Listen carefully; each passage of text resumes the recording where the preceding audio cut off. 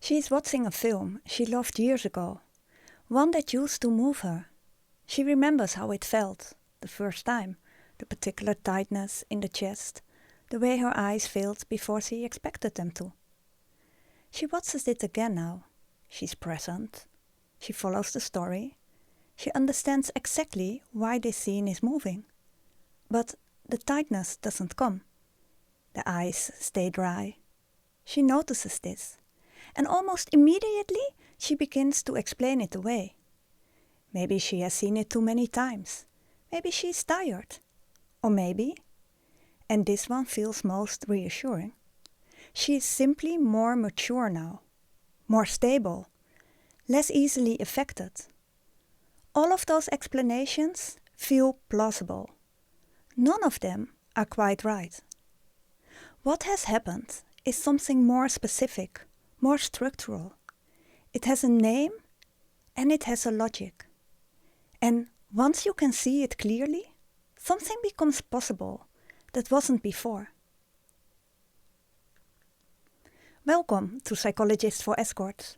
I'm Eva Valora, and if you do this work, or have done it, this is a space built specifically for you, for what you carry, for what you navigate, and for what you deserve to understand about yourself. In the last episode, we looked at one-way attunement, at what happens when regulation moves in one direction, repeatedly, without being returned. The nervous system adapts. It becomes faster at tracking, more stable under pressure, less internally variable. From the outside, and often from the inside, this looks like competence, and it feels like competence.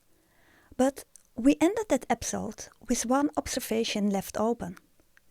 That efficiency is not neutral. That when the system reduces variability, it doesn't only reduce the difficult fluctuations, it reduces all fluctuations. That is what this episode is about. Not as a crisis, not as damage, but as something quieter, a narrowing of what can be felt. The woman watching that film is not broken. She has simply become very good at a particular kind of efficiency. And that efficiency has a cost she didn't agree to pay, because no one told her it was part of the price. Emotional intensity requires movement, contrast between states. The nervous system moving between openness and withdrawal, excitement and calm, closeness and distance, fullness and emptiness. Think about joy. Part of what makes joy feel powerful is that not every moment feels that way. Joy becomes recognizable because it contrasts with quieter states. The same is true for connection, for being genuinely moved by music, by a film, by a moment you didn't expect. Those experiences feel powerful because the nervous system is capable of shifting into them fully. Because the emotional range remains flexible enough to allow strong movement between states. Without variation, the range flattens. Not suddenly. There's no morning where you wake up and think, something has changed. It's gradual in the way that most structural changes are gradual, imperceptible at the level of each individual day. It's like a volume dial being turned, very slowly, over months and years. Not to 0, but down, from 8 to 6, from 6 to 4. Still audible, still present, still something. But quieter than it was. And the difficulty, the specific difficulty, is that the quietness can be mistaken for something else. The system doesn't shut emotions down, it turns them down. And the difference between those two things is almost impossible to detect from the inside, because you're still feeling. You're not numb in the dramatic sense. You're engaged, you're present, you're responsive. You're simply responding within a narrowing range than you used to. And because that range has become your baseline, it no longer feels narrow. It feels normal. It feels, in fact, like stability. There's a particular quality to what narrowing looks like in ordinary experience, not in crisis, in the everyday. You watch something that could move you, a film, a piece of music, or a close friend sitting across from you, crying while you comfort her. And you notice yourself responding correctly. You know what she feels, you say the right things. But internally, something remains slightly untouched by the moment itself. You register the emotion, accurately, intellectually, without being fully taken by it. Or you're with someone you genuinely care for, and the warmth is there, you can feel it, but it sits at a slight distance from you. Like you are watching yourself to be warm rather than simply being it. Or you find yourself performing presence rather than inhabiting it. Not dishonestly, not consciously, but there's a layer, thin and almost imperceptible, between you and the direct experience of what is happening. You notice that the thing that used to restore you less completely. A weekend away, a long bath, a conversation that once left you genuinely lighter. They still help, but they no longer reach the place that needs reaching. None of these are dramatic, that's precisely the point. There is no moment of rapture, no crisis, no clear before and after. Just a gradual settling into a register that is functional and stable and quieter than it once was. I remember the first time I noticed it. It was in a city I had always loved, one I had visited years before and carried with me. The particular quality of the light in the afternoon, the way the streets felt like they belonged to another time. And I was enjoying it, genuinely. I wasn't going through the motions, but the feeling I expected, the one I remembered from before, the particular way that city used to open something in me, wasn't quite there. It was like seeing it through a slightly closed window. Everything present, the architecture, the light, the beauty of it, I could still recognize the charm of it, just at a lower volume. And I remember standing there thinking, maybe I'm tired. Maybe I've been here too many times. Maybe this is just what it's like to be older. I had so many explanations ready. It took me a long time to consider the possibility that none of them were quite right. A city seen through a slightly closed window, not absence, not indifference, a slight consistent distance between you and the full frequency of the experience. And the explanations I reached for, tiredness, familiarity, needing less, are the same ones the woman at the beginning of this episode reached for. Because they're the explanations that fit, that make sense, that don't require you to look at anything uncomfortable. They're also the explanations that keep the window closed. Narrowing is self-reinforcing because it keeps working. Every smooth interaction confirms it.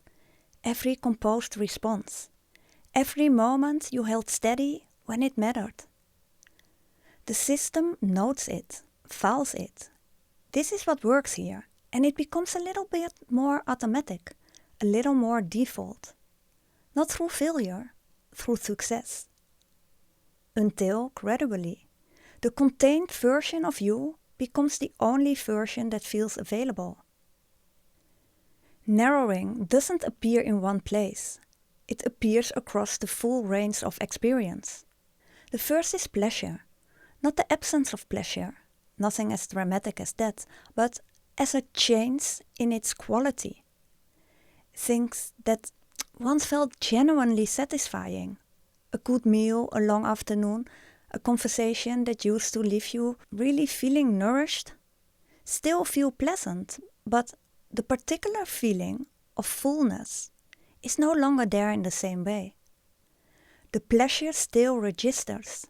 It lands less deeply than it once did. The second is connection. On the surface, nothing appears different.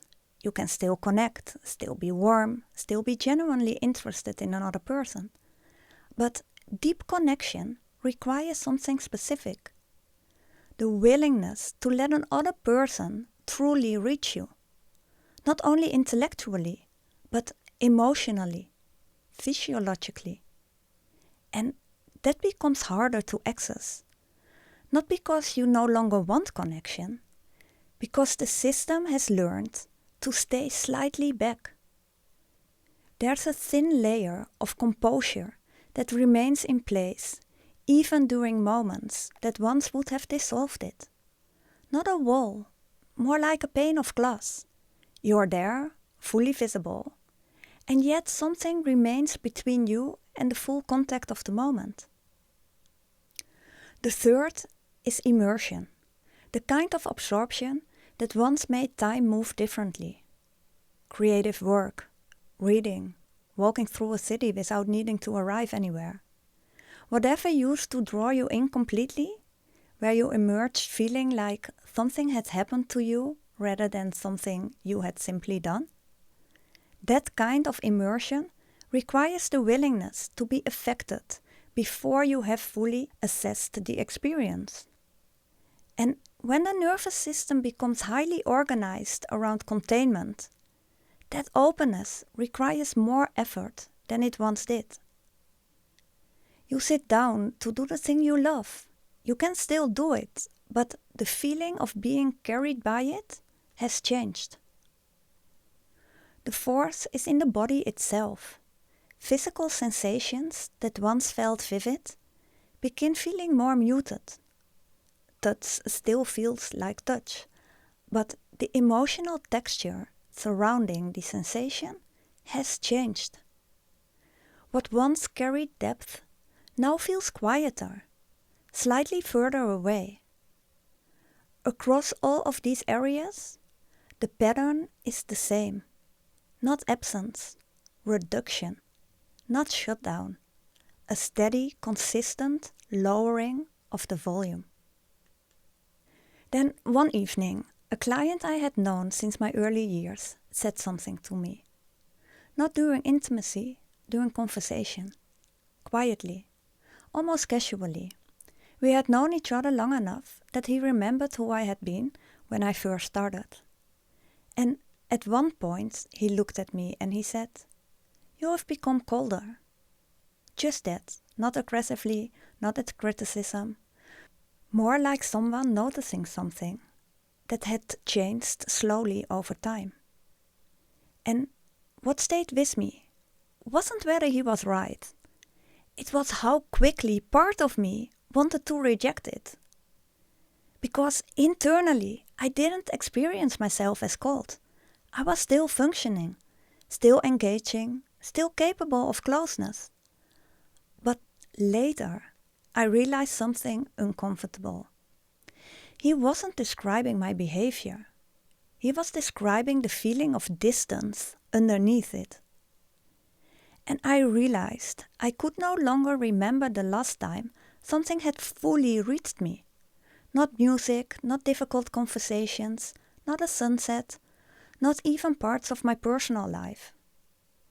I had been stable for so long that I had stopped noticing what the stability had slowly cost.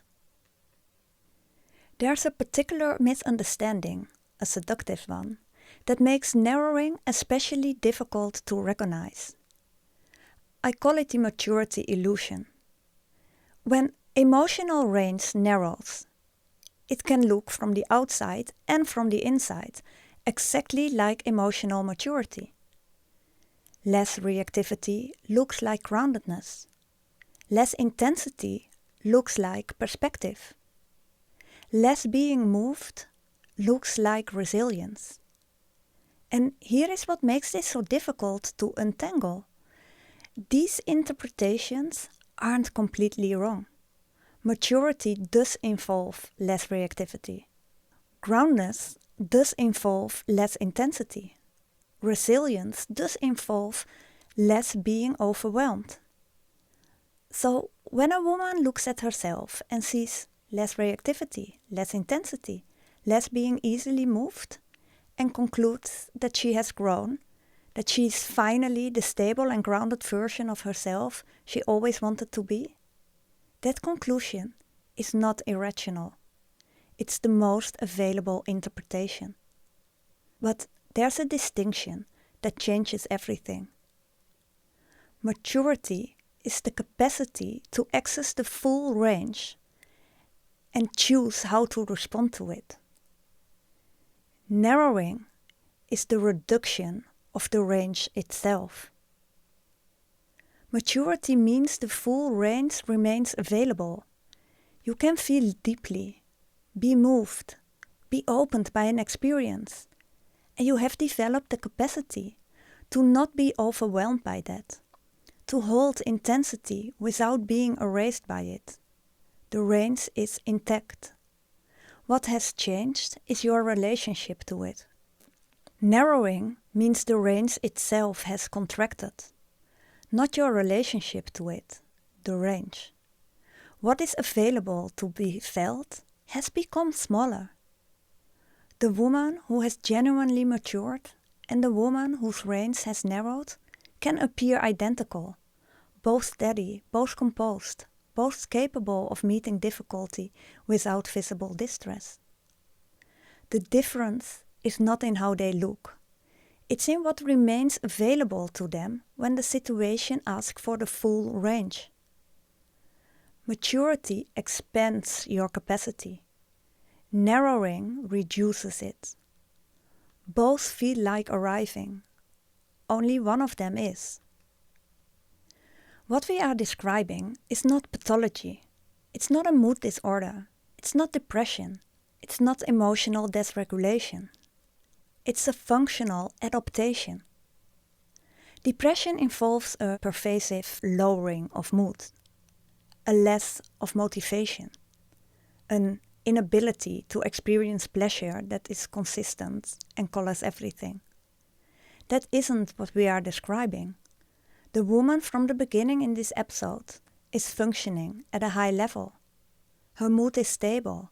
She shows up, performs, meets the demands of her life without visible difficulty. What has changed is the depth at which she experiences what she is functioning through. The texture has flattened.